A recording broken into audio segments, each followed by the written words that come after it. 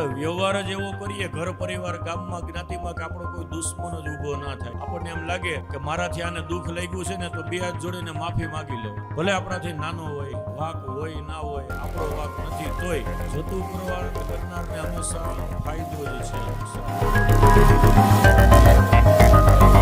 આપણી અંદર રહેલા જે આ દોષ છે એ આપણને ભગવાનથી વિમુખ રાખે છે, દૂર કરે છે. પણ કથા સાંભળ્યા પછી આમાંના કોઈ ડાઘ આપણામાં હોય તો એને દૂર કરવાનો પ્રયત્ન કરવો, તો આપણી કથાનો ખર્ચ મહેનત સફળ થાય. મેં પહેલે દિવસે કીધું હતું, શ્રીમદ ભાગવત એ દર્પણ છે, અરીસું.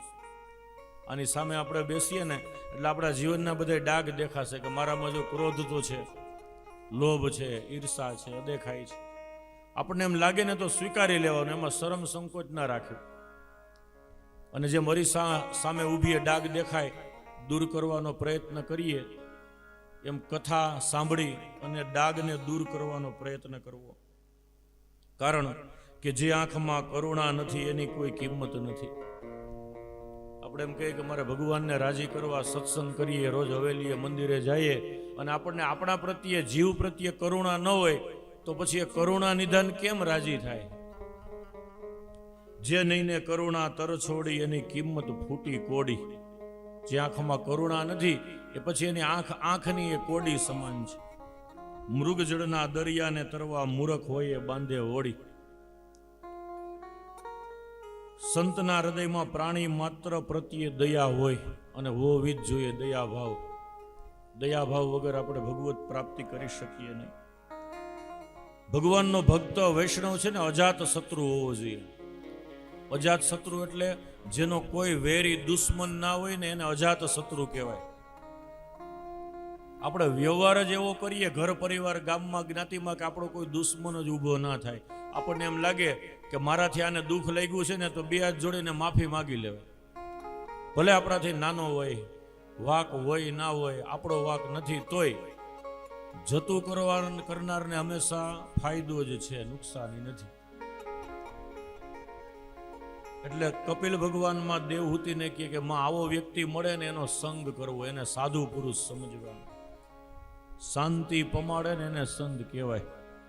જે આપણને ભેગા થાય, ગુરુ હોય, આચાર્ય હોય, જ્ઞાની હોય, ઘડીક પાસે બેસે ને તો મનને મજા આવે ને એને સંત સમજવા. ભલે ગમે એવા કપડાં પહેર્યા હોય, મોટી જટા ન હોય તોય કાંઈ નહીં, ભગવાન ન પહેર્યા હોય તોય કાંઈ નહીં. બીજાના કાર્યને સિદ્ધ કરે, જે સદગુણોથી અલંકૃત હોય એને સદગુણ ભૂષણ કહેવાય છે. પછી કપિલ ભગવાનમાં દેવહૂતિને આગળ કપિલ ગીતામાં કહે છે કે માં ભગવાનમાં દ્રઢ વિશ્વાસ રાખો. કથામાં જે કહેવાય છે, આપણા આચાર્યો સંતો જે આપણને સમજાવે છે એમાં દ્રઢ વિશ્વાસ રાખવો તો તમે ભગવાનને પામી શકો. કેવો દ્રઢ વિશ્વાસ કેવો રખાય? ઘણીવાર નાના બાળકો છે ને રમતમાં આપણને ઉપદેશ આપી દે.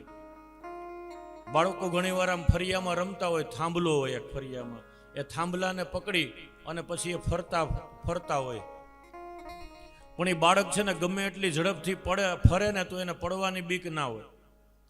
એ બાળક ગમે એટલી ઝડપે ફરે તો એને પડવાની બીક ન હોય. શું કામે? એને થાંભલા ઉપર ભરોસો છે કે મેં આ થાંભલો પકડ્યો છે.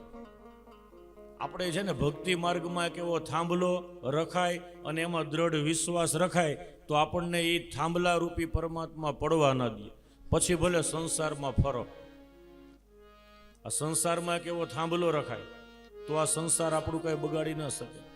પછી ભલે આપણા વિવાહ થાય, પરિવાર હોય, ખેતી કરો, ધંધો કરો, વ્યવસાય કરો, પણ એક એવો જીવનમાં થાંભલો હોવો જોઈએ ઠાકોરજી ભગવાન રૂપી કે એને પકડીને તમે આજુબાજુમાં ફરો એટલે એ પડવા નહીં દે. દ્રઢ વિશ્વાસ. સુરદાસજીના પદમાં કહે દ્રઢઈને ચરણન કેરો ભરોસો, દ્રઢઈને ચરણન કેરો ભરોસો. દ્રઢ વિશ્વાસ હોવો જોઈએ. આપણે બોલીએ પણ પદ બોલતા હોય ઘણા વૈષ્ણવો કીર્તનમાં, દ્રઢઈને ચરણન કેરો ભરોસો, પણ પાછા જરાક જીવનમાં આગા પાછું થાય, આપણું ધાયરું ન થાય ને એટલે ત્યાંથી વિશ્વાસ હટાવીને પાછા બીજે ભાગીએ. બોલીએ હોત કે દ્રઢઈને ચરણન કેરો ભરોસો, પણ જરીક આગા પાછું થાય, આપણું ધાયરું ન થાય એટલે ત્યાંથી વિશ્વાસ વહી જાય. એવો વિશ્વાસ નહીં. જીવનમાં સુખ આવે તો એની કૃપા, દુઃખ આવે તો એ મારા કર્મ, દુઃખમાંય કંઈક મારું સારું હશે એવો ભરોસો રાખી અને જીવન જીવે ને એ સાચો ભક્ત છે.